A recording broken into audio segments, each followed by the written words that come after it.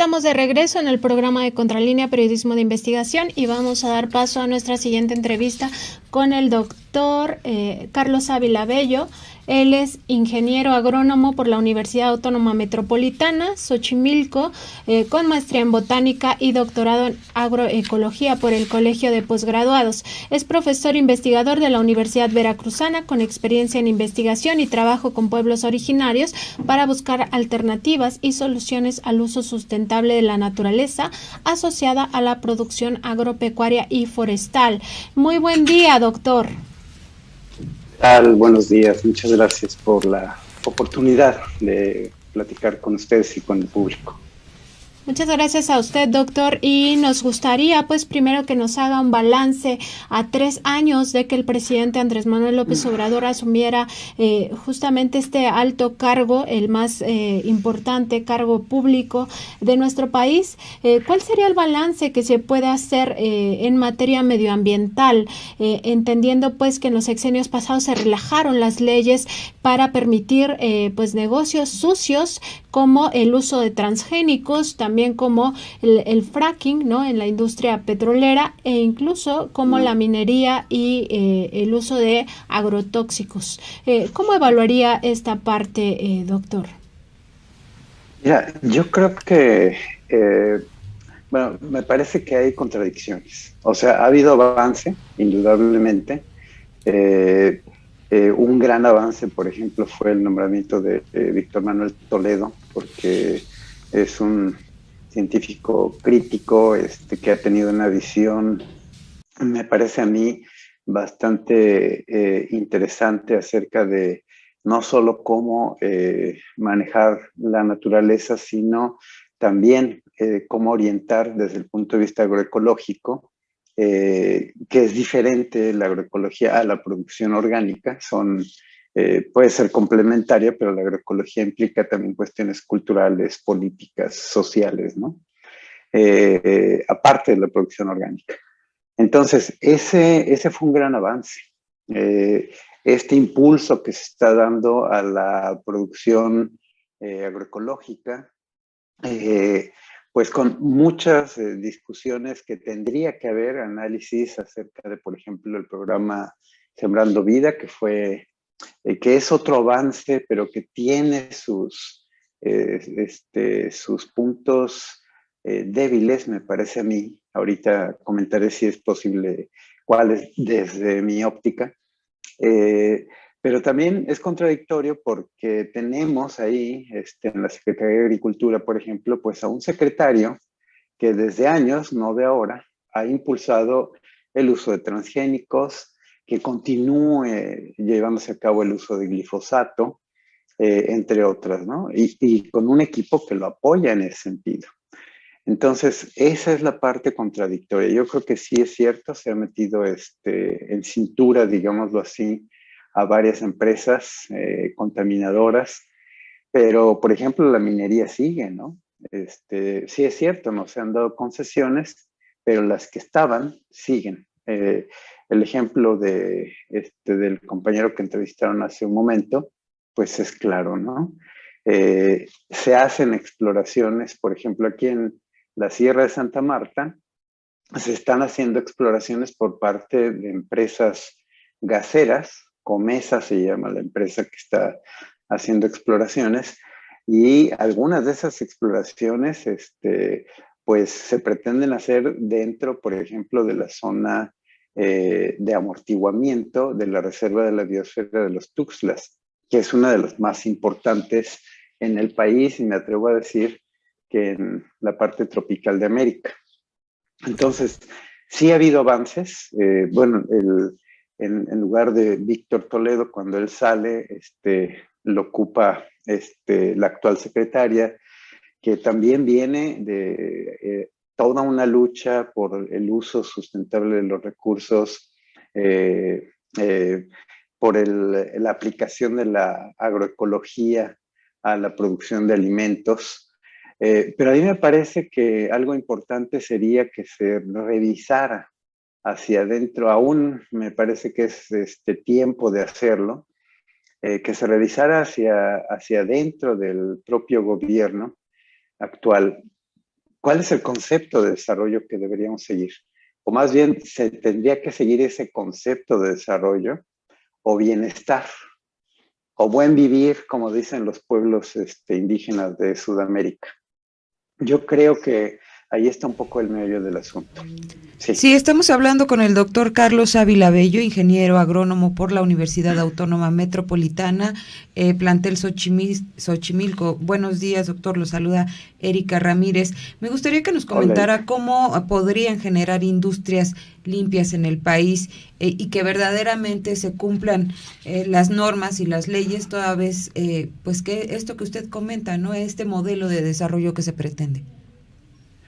Sí, yo creo que el paso es difícil, ¿eh? No es fácil. O sea, pensemos en la industria automotriz.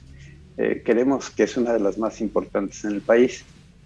Si se quiere dar el paso para que se hagan vehículos eléctricos y no vehículos que consuman gasolina, sobre todo, no es fácil. O sea, porque hay que hacer inversiones muy, muy importantes.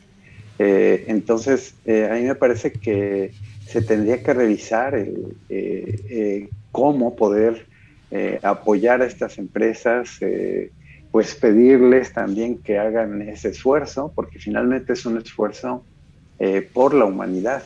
Entonces, esas transiciones no son fáciles. Ahora, por otro lado, las industrias contaminadoras como las mineras, yo creo que en buena medida ya no se tendría que hacer minería en nuevos lugares, no se tendría que hacer exploraciones, bueno, por ejemplo, con diferentes minerales, oro, plata, etcétera. Pero también tenemos que cambiar nuestros hábitos de consumo, eh, porque todo va ligado. O sea, se consumen más celulares, pues porque de repente las empresas de celulares te dan una cierta capacidad en el teléfono, pero no te permiten, por ejemplo, que ese mismo teléfono le puedas cambiar solo un chip eh, y entonces aumentes la memoria. No, tienes que comprar otro. Y con eso viene la publicidad, ¿no? Porque ahora traen no sé cuántas cámaras los teléfonos que puedes hacer acercamientos, un gran angular. Ya no es como antes, ¿no? Que te llevas tu equipo de fotografía en la mochila con tus diferentes lentes. Me parece ahora hasta artesanal el asunto. Pero ahora tienes el celular con quién sabe cuántas cámaras que lo hacen muy atractivo, sí, pero nos hacen consumir y generar una basura que ¿a dónde se va? ¿No? ¿Qué vamos a hacer con esa basura? Están hablando ahora de la economía circular. Sí, pero a mí me parece que lo que tendremos que también cuestionarnos es si tenemos que seguir con este sistema capitalista que nos impulsa a consumir de todo, ¿eh? No solo celulares, sino de todo. Digo, ahora están dando un giro, por ejemplo, en algunas empresas para hacer hamburguesas ya no de carne, sino a partir de vegetales, ¿no? Cuando antes prohibían casi los vegetales de las empresas que vendían hamburguesas. Entonces, sí es todo un complejo.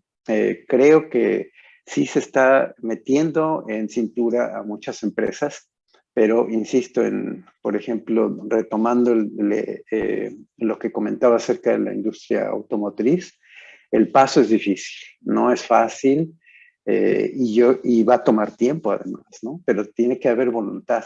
O sea, en la COP26, pues muchas empresas automotrices, entre ellas Toyota, no quisieron firmar, ¿no? Para hacer ese cambio.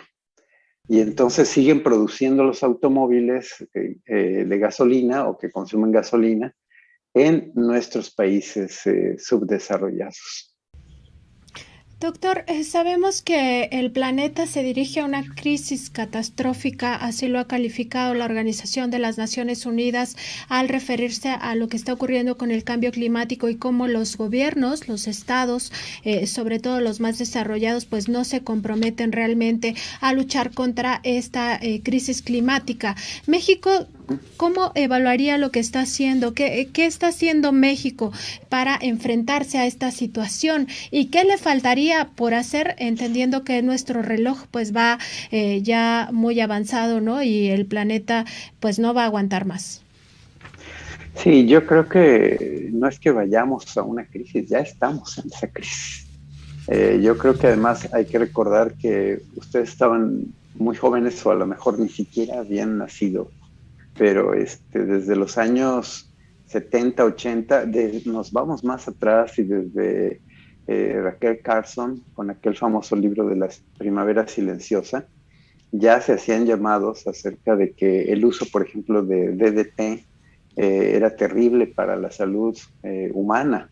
Sí, se controló al mosco que transmitía el paludismo en muchos lugares del mundo, pero después se vieron muchas de las consecuencias que ella empezó a ver con las aves, ¿no? En principio. Después en México, el maestro Hernández X, pero Iván Restrepo, Víctor Toledo, que ya comenté, pues empezaron a llamar la atención acerca de lo que estaba pasando con nuestro planeta. Y en México y en el planeta muchos otros estudiosos, ¿no?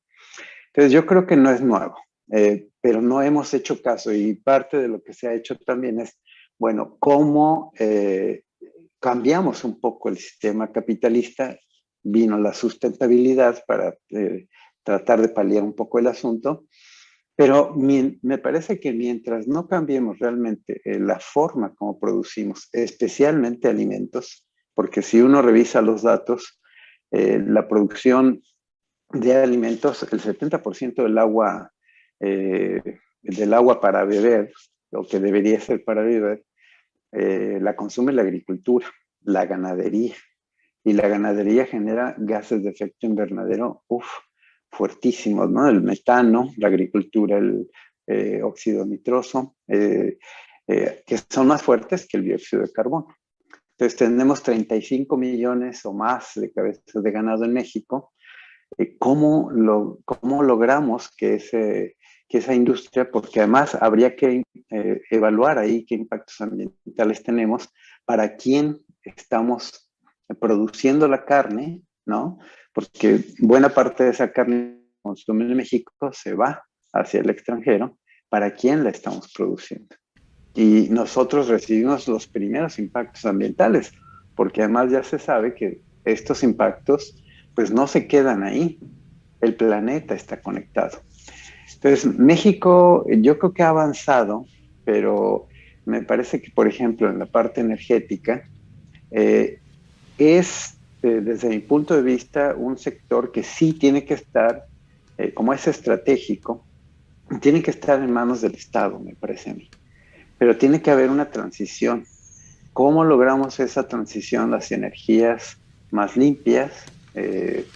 ¿Cómo incentivamos a que las industrias, como la que mencionaba hace rato de los automóviles, cambien para que haya automóviles eléctricos, si es que se van a seguir consumiendo automóviles?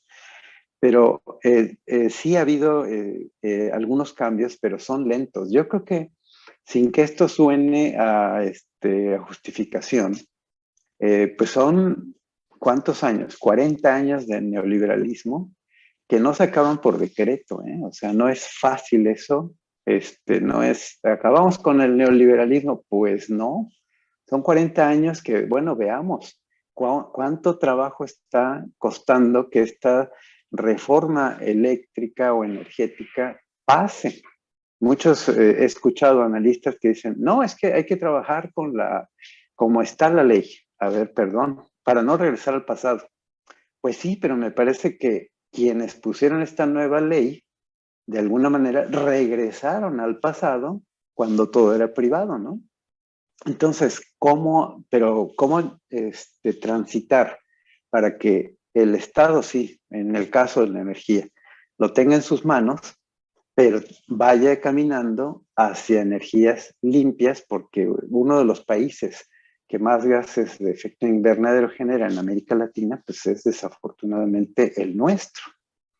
Entonces, pero también eso se aplica a la parte de producción de alimentos.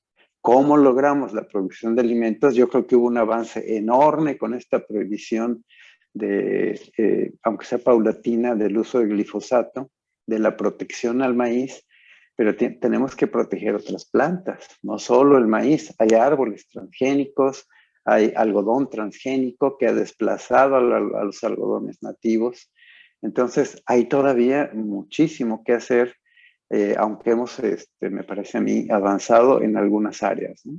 Sí, estamos hablando con el doctor Carlos Ávila Bello, ingeniero agrónomo por la Universidad Autónoma Metropolitana Plantel Xochimilco, con maestría en botánica y doctorado en agroecología por el Colegio de Posgraduados. Doctor, ante el crimen organizado que se ha dedicado a la tala de bosques, a la caza furtiva, por ejemplo, de Totoaba, al tráfico de especies, ¿cómo debería estar trabajando esta administración y sobre estos temas? Bueno, yo creo que, mira, sin ser especialista, porque no soy especialista en fauna y en el tráfico de estas especies, me parece que lo que se tendría que fomentar, sí, por un lado es lograr la paz, pero esto de lograr la paz está articulado con la pobreza, con lo que comentaba hace rato el compañero, que yo me ponía a pensar que ciertamente entra una empresa a algún lugar y empiezan a romper el tejido social. Entra el crimen organizado y empieza a romper el tejido social porque hay pobreza. O sea, hace algún tiempo decían, bueno, es que si a un chico, un joven, le dices, te voy a ofrecer 1,500, 2,000 pesos por ser halcón a la semana, a lo mejor, pues eso significa 8,000 pesos o más al mes, ¿no? Que a lo mejor no te ganas siendo jornalero.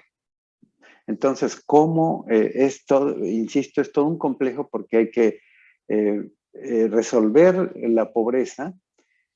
Yo creo que en buena medida la agroecología sigue jugando ahí un papel importante porque cuando se logra una producción de alimentos sanos, logras la autosuficiencia y que en la medida de lo posible las comunidades organizadas puedan vender excedentes para, pues, si quieren consumir lo que quieran consumir, pues eso mejora la calidad de vida de la gente, ¿no? Yo creo que ahí se podría evitar, teniendo ese tejido social, conservando ese tejido social, en buena medida el tráfico de especies. Pero también necesitamos, pues, por ejemplo, hacer investigación junto con las y los productores, cómo están los bosques, qué estado de salud tienen, cómo se encuentra la diversidad biológica en diferentes lugares, qué especies están disminuyendo. En fin, nos falta también ahí seguir contribuyendo, ¿no? Doctor, hace rato nos hablaba del manejo de la basura, sobre todo la basura que se genera de los aparatos electrónicos. Ahí nos faltaría también una política pública para pues generar, no sé, un manejo más amable con el planeta. De por sí, pues sabemos que toda esta basura se convierte en altamente tóxica, ¿no? Pero, ¿qué se podría hacer ya en términos, digamos, para detener este problema? Para empezar a detenerlo, ¿no? Yo creo, desde hace años, comentaba en algún municipio de Veracruz, en Córdoba, que pues la basura puede ser todo un negocio, si los municipios lo ven así, ¿no? Desde que separas la basura orgánica, la puedes compostear y la puedes convertir en fertilizante natural y se puede vender o se puede ¿cómo se dice? Promover su uso entre las comunidades, entre la misma ciudadanía de estos espacios urbanos no tan grandes y aún en los grandes, ¿no? Pero también este proceso de separación nos tendría que llevar o tendría que pensarse, me parece a mí, para incentivar el establecimiento de pequeñas empresas que pudieran, con un financiamiento inicial adecuado, pues empezar a reciclar todos estos elementos, desde los plásticos hasta lo que desechamos de los celulares, porque finalmente, bueno, yo tengo un celular ahí almacenado porque ya la memoria no dio para más, y sirve el celular. Yo lo enciendo y sigue funcionando más con la cosa básica, con las cuestiones básicas, pero mucha gente los tira, ¿no?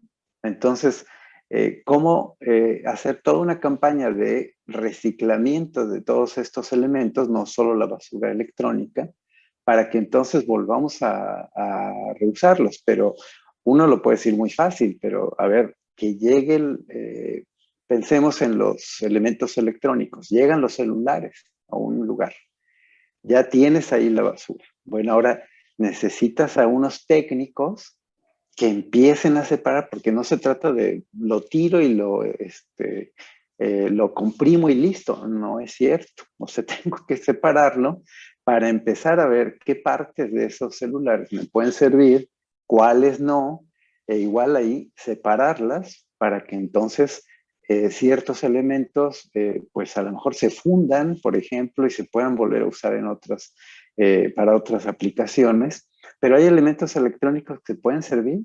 Entonces, sí se necesita, me parece a mí, tener un plan de trabajo gubernamental para incentivar a pequeñas empresas que desde los municipios más pequeños, porque se genera mucha basura, bueno, los plásticos de los refrescos, del agua, las bolsitas metalizadas de la comida chatarra, en fin. Todo eso me parece que sí se tendría que tener un incentivo para las pequeñas empresas que pudieran reciclar todos esos elementos y que entonces podamos darle un respiro al planeta, porque finalmente muchos de estos residuos además van a parar al mar con las consecuencias que ya hemos visto para pues la fauna que habita estos espacios, ¿no? Doctor, nos comentan aquí en el chat, nos dice Alicia Rogers que ya existe un programa de reutilización de basura en la Ciudad de México. Sin embargo, a mí me gustaría saber si estos programas han servido de algo, porque a veces se nos obliga, digamos, a todos a separar la basura desde nuestros hogares, pero no se cumple con que los camiones se lo lleven cada día, ¿no? O sea, un día para vidrios, un día para basura orgánica, un día para basura inorgánica, pero al final vemos que los camiones de basura que llegan por estos elementos, pues no lo hacen, ¿no? Como dice el reglamento. ¿Han servido de algo estos programas?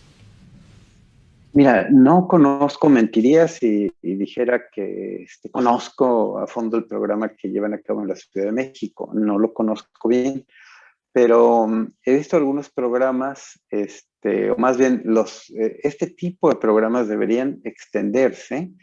Y recuerdo que vi uno a través de un video que aplicaban, si mal no recuerdo, en Suiza. ¿Cómo hacían? Tienen, por supuesto, contenedores por colores para separar la basura. Entonces, además, son muy modernos, ¿no? Porque todo está subterráneo. Entonces, aprietas un botoncito y entonces llega el camión de basura y pues se lleva por colores los contenedores y lo llevan por colores a reciclar. Yo creo que, no sé en la Ciudad de México, pero me parece, bueno, ahí cada quien recoge la basura está capacitado para separarla, llevarla donde corresponde, ¿sí? Y de esa manera contribuir.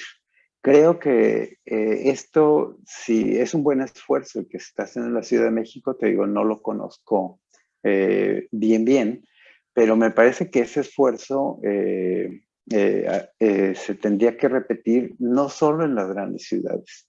O sea, los pequeños municipios también necesitan eso.